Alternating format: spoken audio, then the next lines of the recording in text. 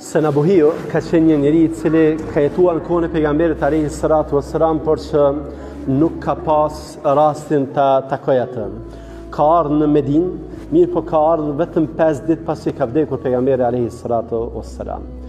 Dhe pasi ka ardhur në Medinë dhe ka pyetur se a është pejgamberi alayhi salatu wassalam, i kanë treguar se jo, ai tashmë ka vdekur.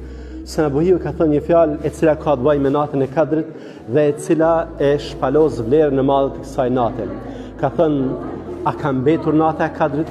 A është shpall diç për natën e Kadrit?